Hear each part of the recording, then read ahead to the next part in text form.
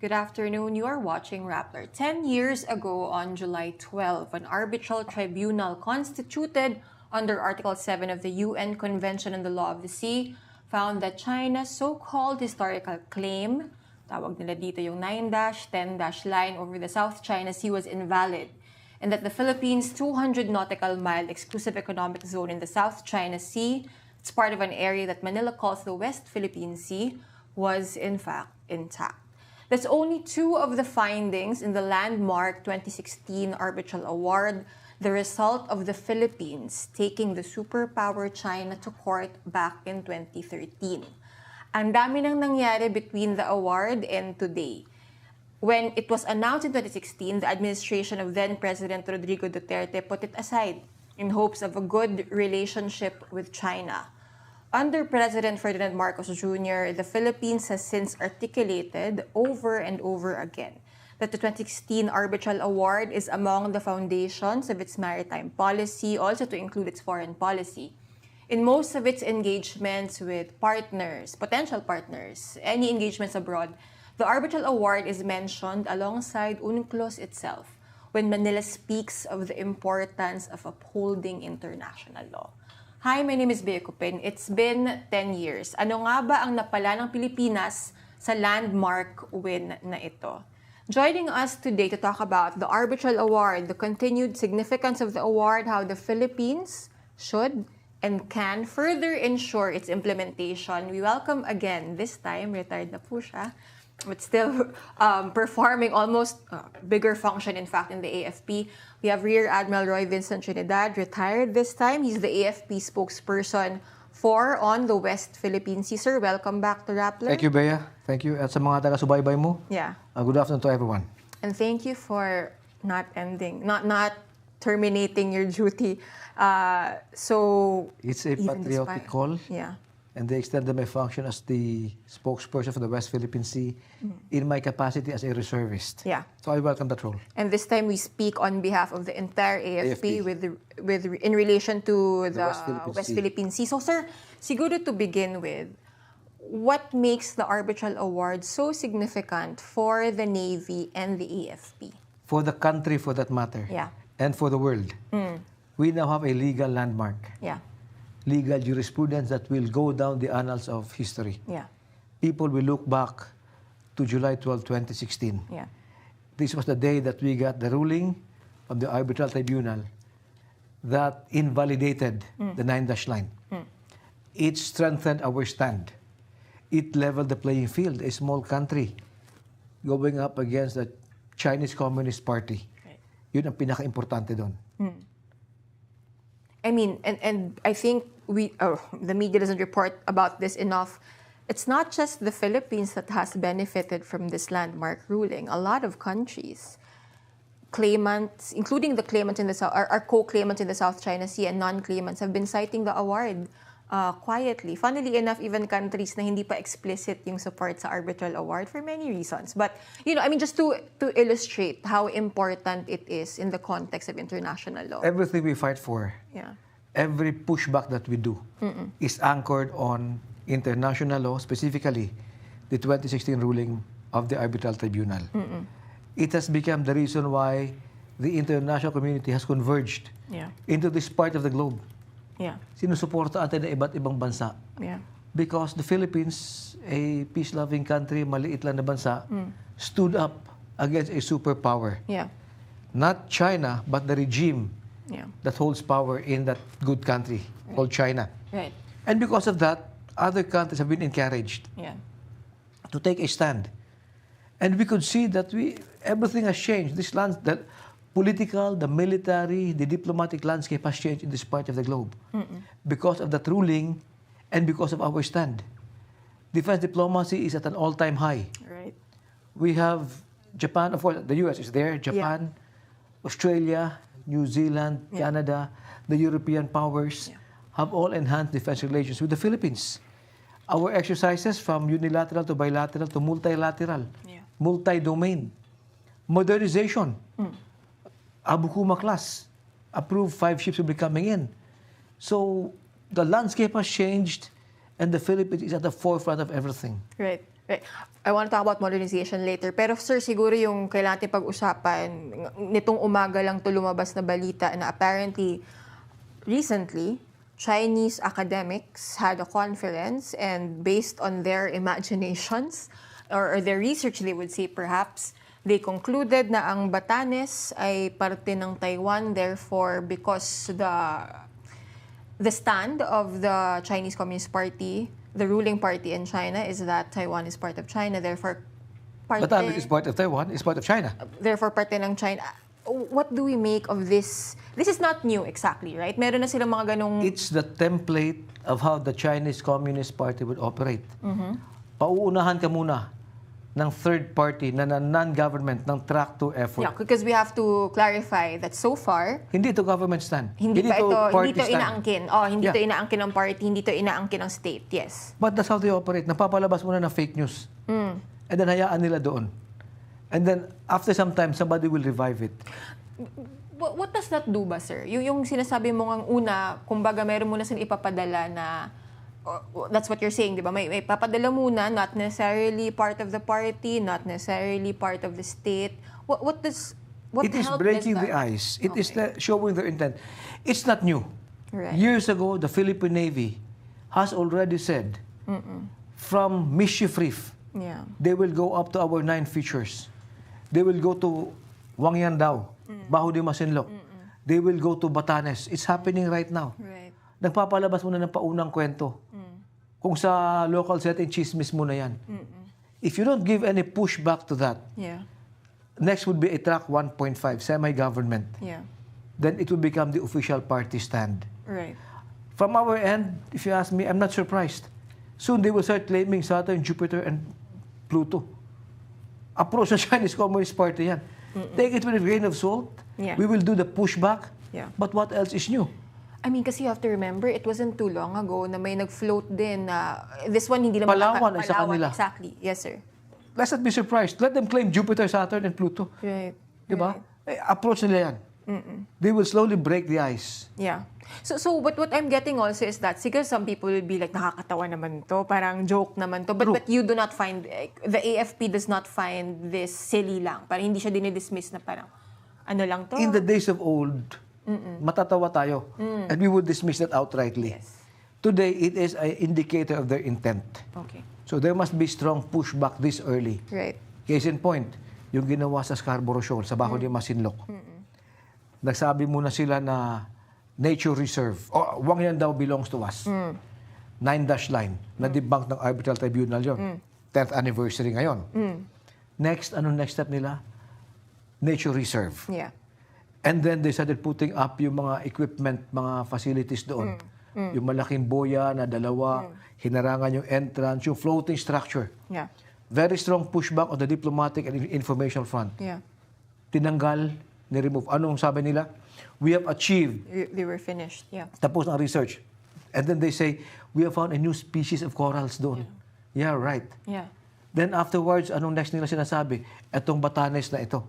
So they will come up with one story after another. Yeah. If you don't do any pushback, they will build up on that. Yeah, and not to mention, with regard to Baho de Masinloc, at one point they were accusing the Philippines of having damaged other parts of the South China Sea, of the West Philippine Sea. The Arbitral Tribunal ruled that they were the ones who caused environmental degradation with their massive reclamation in the West Philippine Sea. See how they twist the narrative. Yeah. Typical Chinese Communist Party doctrine. Dagdag din dito, isa ding bagong balita earlier this week lang. They informed relevant agencies, as the DFA said, but still, the Philippines has expressed concern over their launching of a missile from South China Sea South to the China Pacific. Sea all the way to the Pacific. Yeah. Let's look at this from a macro level. What's happening in this part of the globe? Let's start maybe with Shangri Dialogue. SED came out very strongly. He was sanctioned for that. Defense relations with Japan. We have now access to war material. Abu Kuma class is coming in. The poisoning on Second Tama Shoal. Yung spice. Yung pag-pull out nila ng floating structure. All of these are negative sa kanila. So they needed to come out with something strong. They launched an intercontinental ballistic missile it could be equipped with a nuclear warhead from a nuclear-powered submarine. It's the first time they did this from the South China Sea going to the Pacific side, from our western flank to our eastern flank. The missile passed through our maritime zones up north. It's a strong message, irresponsible, reckless. It's not calculated. We don't need that at this particular time on the 10th anniversary. It helps nobody. It helps nobody Except but them. Yeah. Plus, we still have RIMPAC, the world's largest naval exercise. We have a Navy ship there and a Coast Guard vessel. Yeah. They were never invited. So all of this, they need to come up with something strong. Right. Fire the missile, test launch a missile. Right. Sir, tama ba yung pagkaalala ko? Yung missile test na yun, kumbaga, from the Western perspective, first island nearly touching the second island chain. Yes, if we talk, from the South China Sea, sa loob. Parang ganun yung trajectory niya. It passed up sa northern part ng Batanes, of our maritime zones, going towards the Pacific region. Yeah. Roughly 7,000 kilometers na layo. Yeah. Again, sir, in the context of the Arbitral Award, I would dare say the past 4 years under Marcos, medyo maraming paghahabol na kailangan gawin yung Pilipinas kahit papano. Because again, it was set aside for the longest time after it was awarded in 2016. We didn't know how to address the West Philippine Sea since 1992. Okay. It was a learning curve for us. Right. When we filed the case in 2012, 2013, and got the ruling in 2016, that was very timely. It is not just a piece of paper, Bea. Yeah. It is more than that. And I don't make comments on policy, Yes. but we could have taken a stronger stand under the previous administration. Now, the current administration is pushing for what is ours should remain ours. Yeah. Not one square inch. I'm not being political here. Yeah. I'm being nationalistic. Yeah. Ang para sa Pilipino ay dapat manatiling para sa Pilipino. So we are doing catch-up right now. Yeah. And for the past 4 years, we have covered a lot of ground. Right. I think na-articulate rin to ni Secretary Chodoro the other day, he was asked nga about the implementation and he pointed out, again, not directly criticizing the previous admin, but he said something like, the previous admin did try communication and according to his assessment as well, it didn't work. Talking to China didn't work. It will never work. Let And this why is that? be said to the current leadership and even the future leadership. Engaging the Chinese Communist Party will never work. We have to understand how they think. And I would like to say, the subject matter experts on that are with the AFP. The present and the past leaders of the AFP who have been involved fighting the local communist insurgency. Yeah. One of their approach, which is now being done at the international level, is to infiltrate a adversary and to destroy them from within.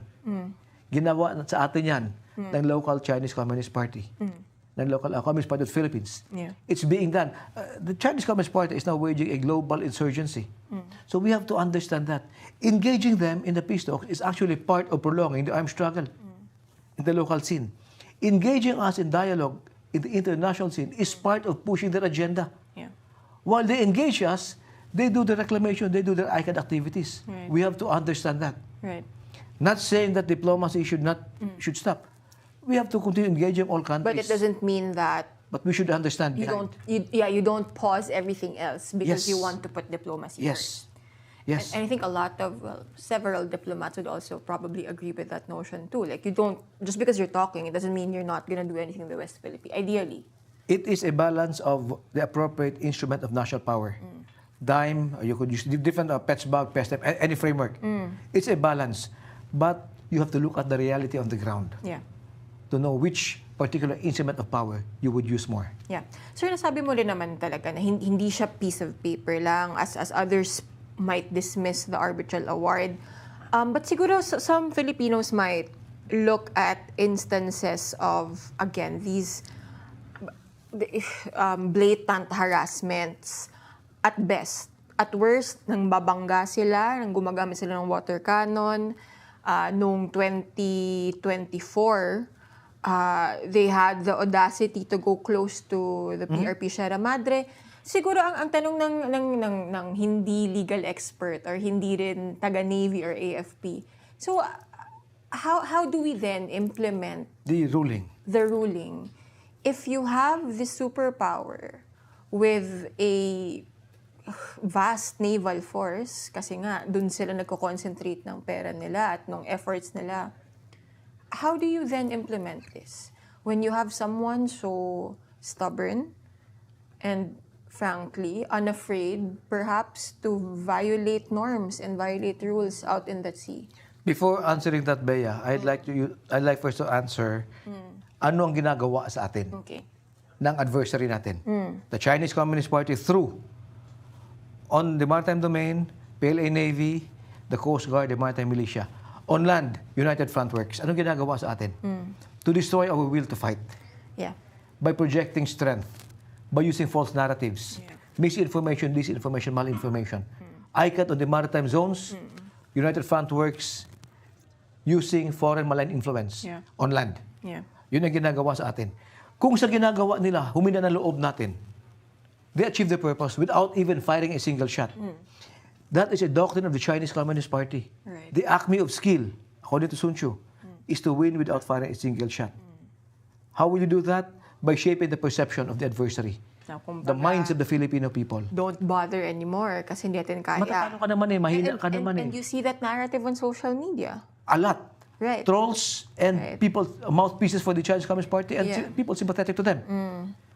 It's happening right now that there are attempts to shape public perception. Yeah. Because what you think is what you will act. Yeah. And to be clear, hindi lang ito AFP Stanley. Independent researchers, independent... Other countries have also been on the receiving end of malign influence. And even in the Philippines, right? Yung mga independent na fact-checkers and researchers have seen this pattern. There's a lot happening. Of, anong term nun, sir? Parang making it seem, one is making it seem na, kumbaga, dual choice lang tayo, either war or peace, as if walang in-between. Yes. Right? And the tayo second is itutan Amerikano, etc. When I speak of this, I'm not being political. I'm being nationalistic. So, yun ang ginagawa sa atin. Through messages, false narratives, and actions. Why actions? Actions by themselves are messages. Maglalaunch ng intercontinental ballistic missile. Magpapakita ng mga aircraft carriers ng exercise around us. These are actions. And there are messages. Mahina lang kayo. Makipag-usap lang kayo sa amin. It will destroy your will to fight. Sad to say, may mga Pilipino na apektado. How will we know that? When they comment that binibira kayo ng tubig, ba't anyong gumanti? Binabangga kayo, ba't anyong banggain? We are falling to their trap now. That's why it's very important for the AFP, especially the AFP, to understand ano ang dynamics sa playing field. Right. Saan tayo nakasandal? International law. I said many times, sa larong ito, tayo ang matanda, sila ang bata. Ang matanda, hindi dapat pumatol sa bata. And that takes a lot of discipline. Right? Of course, professionalism, discipline, engaging like-minded countries. It is not giving up our national interest. Yeah. It is merely coming together because we have common interests to protect international law. Convergence of interest. Na in-introduce din, hindi naman siya bago, pero hinighlight na concept ni Secretary Chodoro nung Shangri-La Dialogue, yung Philippines Convergence Point. You mentioned na, sir, yung growth of defense diplomacy and partnerships. Truly, under this administration, we've seen it increase tenfold, right? Not just our relationship with existing partners, such as the U.S. New ones. The partnership with Japan is further deepening. We have emerging partnerships. Australia, matagal na rin yun, pero we have emerging partnerships. New Zealand, Canada, the European powers. Canada, we France, have Italy, a French UK. one, The UK wants to start a SOFA discussion. Kung from the outsider looking at the AFP and what the DND is doing, siguro isipin nila, ang dami naman, ano ang point? Bakit tayo nagko-kolekta ng marami? I mean, to put it cynically, why are we collecting such a large group of partners? And why are we, I think, up until the last 2 years of this admin, we're seeking to even increase that. India also pala. India, yes. That relationship is also deepening. So, what good does this do for the AFP? Yung mga, not just the SOFVAS, but even yung, the one that was signed with Canada, yung, strategic defense. Anyway, strategic partnership. Even GSOMIA with the US. We're gonna start GSOMIA talks with Japan soon. I think another country wants a similar situation or agreement. How does this all help the military? A lot, Bea, a lot. I heard from the those retired officers whom we have worked before in the past. Ang sabi nila sa akin, Roy, napakaganda na mga member ng AFP sa ganitong panahon. I would even say this further. Napakaganda na pumasok sa AFP ngayon sa mga young generation Filipinos because we now have a more professional, a more modern armed force. For having, 6 decades, we have been fighting the internal conflict. Yeah. That separated us as a country. It broke us up as a country, as an armed force. Hindi tayo nag-uusap-usap because we don't need to talk among each other. Dysomnia, hindi na kailangan. Out in the battlefield, use cell phones. Asa na kayo? Text. No need for tactical radios. Not anymore. Because you are against a world superpower. So it has brought the AFP to a higher level of professionalism, of capability. The mindset is now that we have to prepare for any eventuality. That is the good that all this brought to the AFP. We engage like-minded nations. We are forced to level up. Maaring wala pa sa atin yung gamit. Yeah. MRCs, Nemesis, HIMARS, these are modern weapons that could strike back at any adversary. Wala pa sa atin yan, but we could now have hands-on training. Right. So yung knowledge management, yung spike, sa ating kasundalo, napakalaking bagay. Right. Yun ang, at the tactical level, yun ang magandang naidudulot ng mga defense partnerships. Right. And I think na-mention din ito ninyo before, during every, primarily balikatan, but parang, kasi parang you always hear it's a more complex, it's a bigger balikatan. But what that really means is truly mas complex yung ginagawa ng mga sundalo, mga Pilipinong sundalo, kasama yung mga sundalo ng US, Canada. Yes. Because the environment is complex. Right. The threat is complex. Right. It's multi-domain. Right. So it's not linear. Right. Na sequential. Right. Hindi. So we have to be ready for that. Right. And the AFP, it's a different AFP now than it was 3 years ago. That's actually... Ganun kalaki ang pagbabago. Yeah. With all these engagements, right? Yes. I mean, helped by all these engagements. Yes. And modernization will always begin in the minds of the military men. I would like to say that our soldiers, the ordinary foot soldier, sailor, marine, special operator, aviator, the lowest ranking, they understand now. They have better appreciation than yung mga nauna sa kanila maybe 5 years ago. Ito na idudulot ng mga defense relationships natin. Right, right. I think we have a few questions from the app, if you can. Okay. Does it feel like a win after 10 years? Yes, definitely. The win is on the legal side. And that legal victory gives us the moral courage to keep pushing. We are convinced about the legitimacy of our fight because we are backed up by international law. Right. Mahirap lumaban pag alam mong sinasandalan mo ay utos ng isang tao lang. Ito ang nagbaback up sa international law, supported by other countries. It is a big win. How do we implement it? Through our unilateral patrols, through bilateral and multilateral activities with other countries. And we are not alone. They are supporting us. Ito, I think, hindi rin emphasized enough by the media. When we talk about the joint patrols or the MCAs, MMCAs, hindi lang siya, well, one, obviously, it's very important for the Philippine Navy to operate alongside, kasi that's a different world altogether. I mean, different challenge yon, working with a different country, a different Navy, or a different Coast Guard, right? But on top of that, it's also an exercise of freedom of navigation in the EEZ of the Philippines. Again, asserting the 2016 Arbitral Award. Yes, right? Yes. We do our unilateral patrols. The Navy does that, Coast Guard does that. Before, they have their own MDA flights, and the ships go out at sea. We have bilateral activities with our partners and treaty ally. We have multilateral. So, ibig sabihin doon, we are not alone. We are, like what you said earlier, according to S&D, we are now the point of convergence of freedom-loving nations who would like to support international law in this part of the globe. Right. We have another question also.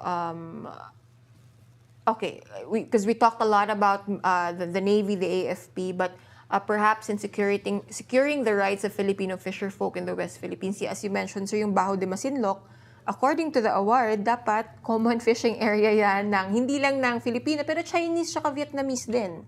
Which means, whoever has sovereignty over that high tide elevation, dapat hinahayaang mangisda, di ba? Lahat. But that's not because happening. Historically, that has been a fishing ground. Exactly. Open to everyone. For those 3 countries. Yes. So, but China, over and over, minsan hindi hinaharas, kadalasan nangaharas sila kung medyo lumapit ka na sa Baho de Masinloc.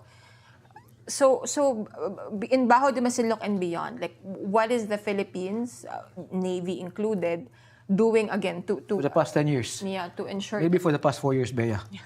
Okay, the first 6 years, medyo limitado tayo doon. That's the reality of it. There's been a lot being done by the government through the AFP, the Philippine Navy, through the Coast Guard, through BFAR, through our academe and scientific research arms of government. Right. Navy patrols continue, Right. not only sa Baho de Masinloc, all over. We have CADC, we have the modern equipment, modern ships, the support and sustainment capability are there. We could push our ships further out for longer durations. Okay. What used to be done by 2-3 ships could be done by 1. Mas malayo pa, mas matagal pa. Not only the Philippine Navy, yung Coast Guard, we have support for our fisher folks. Every now and then, nagbibigay ng ayuda. It is a challenge because of the vast expanse of the sea. Yeah. Being there 24/7 is a challenge. So ang ginagawa natin, we schedule the patrols at the level of NOLCOM and WESCOM. Right. Sinong mauna? I don't have to go into details. That's Yeah, of operational course. security. Of course. Sinong mauna? Anong area? Saan kayo pupunta? By sea? Yeah. By air? Yeah. Complementing? Alternating? Etc. But really making the most of what is admittedly still quite limited resources. Again, ang laki ng maritime spaces ng Pilipinas, sir, di ba? We have longer coastline than the US. Ano yung statistic? Is it bigger than our US. land? Our land? Yeah. Spaces, like, I mean, and when we talk about maritime spaces, I mean, I know we're talking about the West Philippine Sea, but you have the eastern seaboard to think Kasi about. southern flank, northern islands, Batanes na... And even within the archipelago, you Yes. also have to patrol Yes. those. Yeah. It's a great challenge, but again, we're up to the challenge. We take this challenge with our heads held high. Yeah. Hindi tayo aatras dyan, hindi tayo uurong dyan. We have modern equipment, modern ships, aircraft, sensors. And it is not a one-shot deal na tapos na. Yeah. Nagpapatuloy yan. Yeah. This is the quiet work. We don't always hear about it. We don't have to. Because it's the default. Yes. You're meant to patrol these waters Yes. at all times. I mean, what the AFP, the men and women of the AFP are doing, hindi na kailangan bandera yan. Yeah. Just wait for the results to happen. Yeah. Check. Yeah. Sir, no, I mean, talking about, again, going back to the Arbitral Award, yung isa din na nag-trigger nito was the 2012 standoff in Baho de Masinloc. Baho de Masinloc really features a lot in all of these. I mean, it's truly a flashpoint for tensions between the Philippines and China in the South China Sea. That incident, I think, did a lot in that, parang it prompted the Philippines to finally bring China to court. In a way, it also made modernization or the push to make modernization feel so much more urgent, right? And that's what we've been seeing. Mag-expire na yung batas next year. We expect that to be obviously renewed. But could you talk to us about how exactly modernization has been unfolding for especially the Navy, but to include the whole AFP? We look at it over horizons or planning periods. In the 90s, what pushed us there was, of course, 1992 we found the structures, the markers of the Chinese Communist Party of West Philippine Sea. 1995, they took over Mischief Reef. They built it up. So there was already a push for modernization then. 1999, to stop the creeping advancement toward mainland Palawan, we ran aground LS-57 on Second Tama Shoal to serve as the last point for them to approach. Right. From 1999, actually may isa pa, on Scarborough Shoal. Should not have pulled that out. We should have pulled it out, yes. I mean, hindsight's always the best teacher, right? Of course. But the dynamics back then were different. Of course. I was part of the flotilla that pulled out that ship. Oh, you were? Yes, our ship was the escort. It was a flotilla put up to... BRP Benguet, tama sir? Benguet, I think it's 501 or 510. I have to check the records. But basta alam ko, it was also named, I think, from isang mountain range or something like that. Yeah. So that was in 99. Later part of 99, we pulled that out. Yes. The next significant part would be 2012. Yes. Yung Scarborough Shoal. That, again, there was a jolt that we have to make modernization seriously, take it seriously. Right. And from then, we could see that may mga developments naman. We ordered the first brand new frigates from Korea na dumating. We had the 3, of course, we had got from the US transferred to us, which we modernized. And more ships came in, aircraft came in, the Marine Corps received that. The Army, the Air Force had their own programs. Yes. So I would say we are at an all-time high right now. Great. Great. Recently, yung na-approve na because of the enhanced relationship with Japan and the Philippines, 5 Abukuma-class ships are coming in.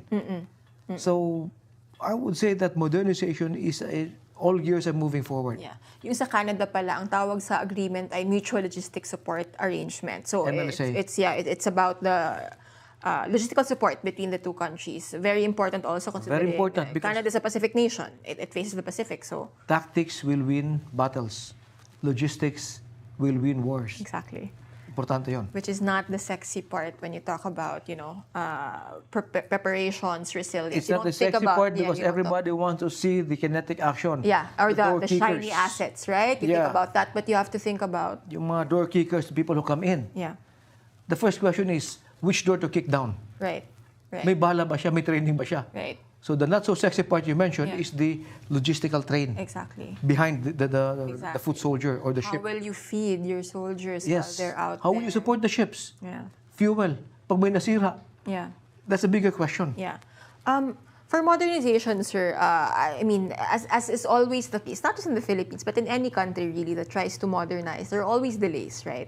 Nagka-delay sa Horizon 1, sa 2, 3, malamang magkakadelay sa nito. But again, I mean, very clear naman yung defense leadership that despite the delays, dire-diretso pa rin naman ito. But what can be done perhaps when the new law is when the law is when a new law is introduced in 2027 kasi maglalapse na by then yung 15-year 15 years, horizon ng bagong modernization law. How can legislators, for instance, maybe improve the 2027 version of the modernization law to make it easier for the AFP? There's they mentioned that we have to redo the way we look at things for modernization because technology increases at a very, very fast pace. Yes. It takes so long for us to acquire. Yeah. You have to publish all the specs of what you need. Let's say for cyber, you want to buy this capability, but you publish all the specs, make it public. So even the adversary will know. Okay. Ang tagal bago makuha. Diba? So these are the things that have to be looked into. In Ukraine, the turnaround rate is 3 to 6 months. Yeah. Pag may changes sa battlefield, Yeah. it goes back, they redo. Yeah. And a new capability comes out, new equipment comes out Yeah. within 3 to 6 months. Yeah. Sa atin matagal yung Yeah. planning horizons. Right. Right. I mean, Ukraine is truly at the forefront. I mean, because they have to be at the forefront of innovation. And I guess across the world, there's also a cognizance now we should learn from what Ukraine, like, we have don't to learn. want to be in that situation where we're forced to innovate. Yes, As we it have to learn happens. what's happening in Ukraine and Russia, Yeah. in the Middle East, Right. wherein you look at unmanned systems, Yeah. autonomous systems, less social cost of the conflict because your people are safely behind. Right, right. Okay, tatalon ako ng konting topics, sir. Kasi even as all these... Wait, before I jump pala, na-mention mo na rin to, yung pressure from China, and I've written about this also, the pressure from China is not just out at sea, right? You have talked about this extensively, United Front work. And you have also talked about espionage. Recently, a few months ago, we wrote about the 3 young Filipinos tapped unwittingly in the beginning for all of them to provide valuable information to these assets, to these handlers pala. How are we protecting the Filipino nation from all these pressures, from frankly all around us, diba? I would like to liken what's happening in the maritime domain as the tip of the iceberg. But what keeps the tip floating and visible on top is the bigger land mass, the bigger mass of that iceberg underwater. The same thing could be said on United Front Works, Yeah. Department of the Chinese Communist Party dito sa kalupaan natin. Look at the different dimensions of national power. They have their fingerprints there. Right. Political, economic, techno-scientific, socio-cultural, education, etc. Nandyan sila. How do we protect the cognitive domain of the Filipino people? Because ultimately, it will be a battle of perception in the minds of the Filipino people, cognitive warfare. You shape their perception, you could shape their action to include whom they vote for. So you don't need to use kinetic action to have a change. Yeah. just elect somebody who is sympathetic to you. How do we protect the Filipino people? Awareness is number one. We have the communications plan mulat of the AFP. We have the transparency initiative of government. We just bring out to the fore what's happening, what's the reality. Pag malaman nila yan, that is already 90% of the job. And then we have modernization, we have alliances, we have all the other support activities to strengthen the AFP, not only the AFP, Coast Guard, BFAR, etc. Yeah. But sir, are we confident na all the gains that we've gained in the past 4 years, that this will sustain? And President Marcos has already himself expressed concern na baka nga the next admin after 2028 will change in policy. Will change its policy. The West Philippine Sea. West Philippine Sea, yeah. And siguro kasama din baka foreign policy din.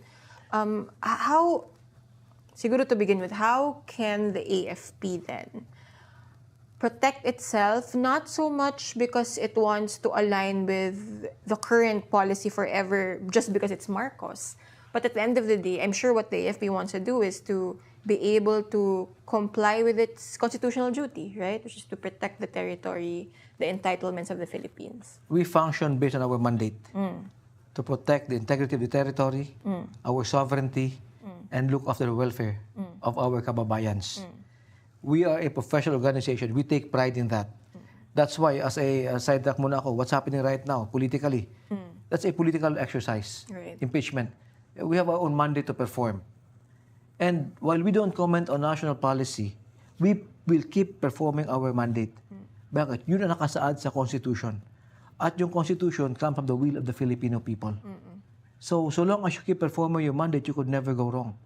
Patrol the seas, fly the skies, and even on land, do your patrols. But sir, what if the next commander-in-chief, the next president, therefore, somehow, I don't know, does a 180, or reverts to previous policy na, in so many ways, let's not.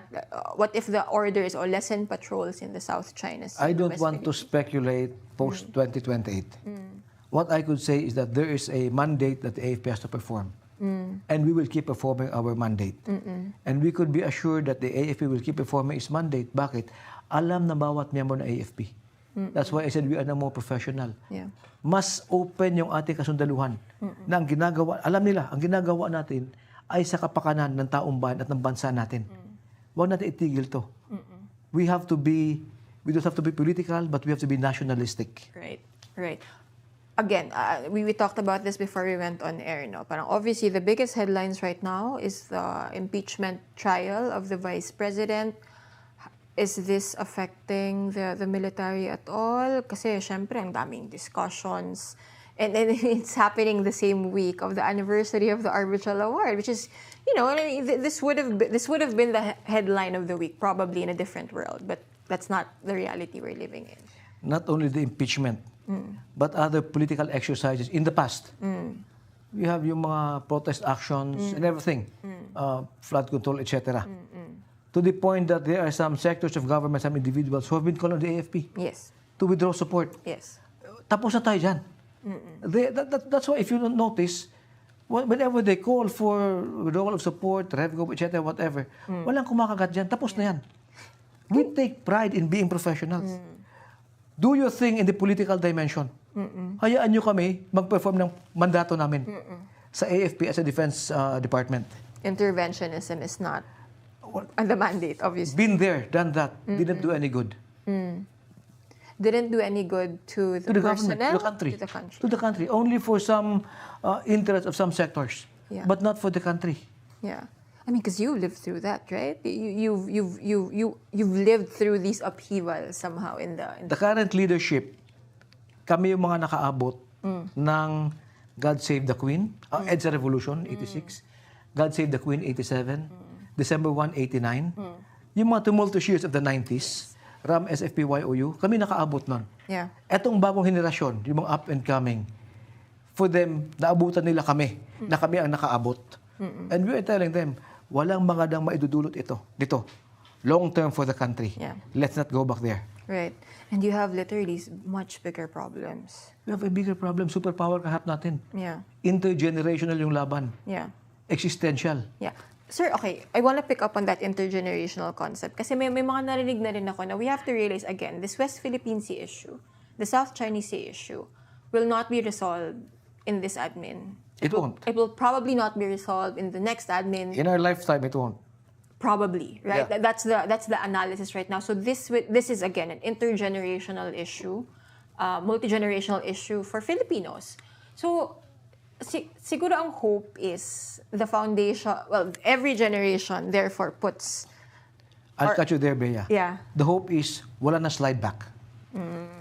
Let us hold on to our little gains and build up on them. Right. One step at a time, little by little. If we don't do anything now, the slide back will continue. That's why I said intergenerational and existential. Baka ang maipamananat natin sa next generation of Filipinos na Pilipinas ay bungi na. Wala na yung Palawan, wala na yung Batanes. That's why it's very important now to take a strong stand. And as the song goes, may those who come behind us find us faithful to our calling, to our mandate. Right. Right. Kasi yun nga, sir, no? Parang nabanggit mo rin to sa last press con with the NTF WPS. Again, pointing out yung salami slicing. Yes. Na ginagawa nila yung paunti-unti. Ginagawa yan ng Chinese Communist Party. This was textbook yung mischief-free incident. Yes. Right? They told us initially. Subi. They said many times, these are fisherman shelters. This is for maritime research. Look, we are right now. It's literally a military... Same thing. They will tell us, Baho di Masinlop, let's have joint use, joint fishing. Come on. Ika nga, tell that to the Marines. Diba? Jokingly, yung line na yun. Pero, why listen? You fooled us once. Yeah. Don't fool us the second time. Right. Pero sir, siguro, I don't know if this is, again, it's an intergenerational problem or issue to face, right? But, so then how long must you be resilient until there is something that can actually affect? I don't know. I mean, is that how we think about it na? Resilience is a continuing effort. It is not gauged by quick wins. Right. Or short victories. Right. It is a continuing effort to make the Filipino people realize what is ours should be ours. What is being claimed by the adversary should have a strong pushback from the Filipino people. Right. Through government. Using the AFP, the Coast Guard, the PNP, BFAR, all instruments of national power. Yeah. Ganun dapat. Yeah. Yeah. So again, from the AFP's perspective, kasi again, you said this yourself, it doesn't mean that we set aside the diplomacy. In fact, parang at the end of the day, we still want to talk, right? But, of course. But how do we balance the talking? And Secretary Chodoro has pointed this out several times that, well, he has accused the Chinese Communist Party of insincerity. He has called it a gap in trust, if I'm not mistaken, was his words. Or kasi basically, trust issue, yeah. There is that deficit of trust between, as far as he is concerned, between Manila and Beijing. So from the military's perspective, paano yun? How do you resolve that? How do you make sense of we are earnest and sincere in wanting to talk to the MFA of China, even the leadership of China. But at the same time, when we go out at sea, ang nakikita ng sundalo ay ginigit-git tayo, ginagamitan ng water cannon ang Philippine Coast Guard, ang mga maliliit na mga isda, nakahoy lang naman yung karamihan ng mga barko nila, kahit malaki yan, pales in comparison to the giant China Coast Guard ships. Like, how do you resolve that? Yung reality. Very simple. Yeah. We have our own lane in the Defense and Security Department. We have a mandate to perform. The other government agencies which represent the other government instruments of power have their own lanes. Yeah. May konting overlap yan. Nag-uusap tayo dyan. May coordinate tayo dyan. But we let the diplomats do diplomacy. Let the Defense Department and AFP do our mandate. Yeah. If we tell you we don't trust them, it is based on fact. It's based on history. Yeah. And we don't trust them, honestly. But let the diplomats figure that out. And let it sink into them when they approach them on the negotiating table. Right. But I said last time, yung oil exploration, they could never be trusted on the negotiating table. Yeah. You mentioned SADC, they have a trust deficit. But talk with them. But remember, we told you this. Because from our perspective, for the past 30 years, 30 plus years, ito nakita namin sa kanila. Right. And I guess this also applies not just to DFA, but even like DTI. I mean, Not all only other the Philippines, aspects. all over the world. It's a common template when engaging the Chinese Communist Party. You have charm diplomacy. Yeah. You have the Belt and Road Initiative, the String of Pearls, etc. Yeah. Sir, again, going back to the Arbitral Award, no, we talked about its importance to the Philippines, and I also mentioned kanina, di ba, na parang sinasite siya ng mga ibang bansa. Kahit yung mga bansang hindi pa explicitly nag-recognize in public, privately they may have, and the fact that they're citing it in their Publications. or mga diplomatic correspondence nila, they cite the award in backing their own stand, right? So it tells you na, although they don't say it publicly, they believe in the findings May of the award. pinag-aangklahan sila. Oo, exactly. But do you think enough na yung how the Philippines is explaining the award to the world? Not to our partners, obviously they understand it. The US understands that. Canada, Australia, Japan, full support, right? But how about the other countries? Perhaps smaller countries, farther countries, non-Pacific countries. What else can the Philippines do? And this is perhaps beyond the AFP's mandate. It is. This could be probably through the other departments, informing them that we have this Arbitral Tribunal Award. It's a legal landmark for us. The other government agencies, probably DFA, probably Department of Trade and Industry, when they do their engagement with other countries, they could cite this legal reference and make maximum use of it, maximum benefit of it. Right.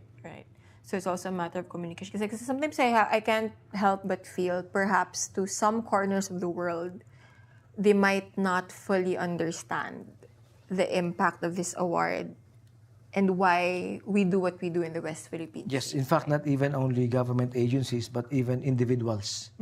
Bawat Pilipino, dapat alam natin ito. Sa loob ng Pilipinas, sir, do you think enough na ang ginagawa ng government? Hindi pa. Okay. There's still a need to push this further down. I would like to cite yung ginawa ng Cebu and Labrador, Pangasinan. And other LGUs are now coming up with their own stand, their own resolutions, recognizing July 12. NGOs, we have atin ito, shout out to them. Naka-4 o 5 expedition na sa West Philippine Sea, sa Baho di Masinloc. We need more of this. I'd like to encourage other LGUs to take a stand. It is not for the AFP or DND. It's for every Filipino today and more importantly in the future. It's for Filipinos who aren't even born yet, right? And I think it's especially important ito for parts of the Philippines that are not necessarily facing the West Philippine Sea. Yes, because yung acceptance and understanding is doon lang sa mga major cities and those on the western part of the country. Manila, from where I come from, hindi pa masyado. Final question na lang siguro, sir. Again, it's a semi-repeat of my earlier question, but again, 10 years, we've discussed what else we could do. Yung diplomacy, information, information efforts, both domestically and internationally. But again, how do we, from the AFP's perspective, how do we then make sure, okay, we celebrate 10 years? How are we celebrating there's a lot of activities across, starting 2 months ago. May mga paisa-isa na activities. And not only the AFP, but more importantly, under the banner of the National Task Force West Philippine Sea and the National Maritime Council. So interagency efforts ito. For the Philippine Navy, for the AFP on Sunday, may simultaneous blowing of the horns of all the ships across the country at 10 a.m. Sabay-sabay yan, bubusin na malakas for 1 minute, lahat ng barko ng Philippine Navy. So this is our way of showing 10th anniversary, legal victory ito. Let's commemorate this and let's remember it in the years to come. Right. So we the military, the DFA is commemorating it. Recently, the palace also, because also Undersecretary Castro has been asked about it over and over again. The president has reaffirmed recently in a chance interview. But again, how do we make sure that after this 10-year celebration, in 2 years, there's a new administration. In 6 years after 2028, a new administration. So I think what I'm trying to ask is, how do we make sure that truly, whatever gains we have, small and big gains we have made in the past 4 years, tuloy-tuloy ito. Ano yung systematic, institutional safeguards? Safeguard ba ang tawag doon? Or policy changes ba to? Just to make sure that, again, politicians and leaders can be fleeting. They can be whimsical if they want to. But, again, institutions like the AFP do not want to be whimsical, do not want to be fleeting in their goal, right? So how do we make sure that the AFP understands where we stand right now, anong kinakaharap natin. Our actions are grounded on international law, the Arbitral Tribunal ruling. May move tayo to inform yung ating mga kababayan. Right. Because ultimately, while maganda yung sinabi mo, policy changes, modernization, activating new commands, deactivating the old ones. Yeah, these are all connected. Yeah, right? Like all of that, these are good. But at the end of the day, dapat maintindihan ng bawat Pilipino. Ito ang significance ng ruling na ito. Because power comes from the people. Yeah. People elect the leaders. Right. That's why it's very important na maintindihan ng bawat Pilipino. It's not being political. Yeah. It's being nationalistic. Yeah. Other issues, mag-away-away tayo, maglaban-laban tayo, mag-diskusyon tayo. Yeah. But when it comes to the national interest, dapat nagkakaisa tayo dyan. Perhaps it's a good reminder also that the AFP, ultimately, your strength doesn't come from the new assets. No, it's from the but people. It comes from the support of the... Yes, the people. When you know that the people support you, and Octa surveys will show us that, nakakataas ng puso, nakakalakas ng dibdib. And when you are convinced of the legitimacy of your fight and your stand, it will push you further. Pag alam mo ang taong bayan na nasa likod mo. Hopefully. We'll only see in the coming years. Again, this is not even partisan politics. If you talk about support for the Arbitral Award, this is ultimately, it's international law. Yeah. Na signatory tayo noon. I mean, daming reminder, but but again, the nature of Philippine politics, we can be quite whimsical and fleeting. When I say we, I mean the people that are elected into power. But I think I would argue institutions like the AFP, DND, DFA, like these are institutions that are supposed to safeguard these things and protect it from any flights of fancy ng isang leader. Binigay sa atin ng Arbitral Tribunal.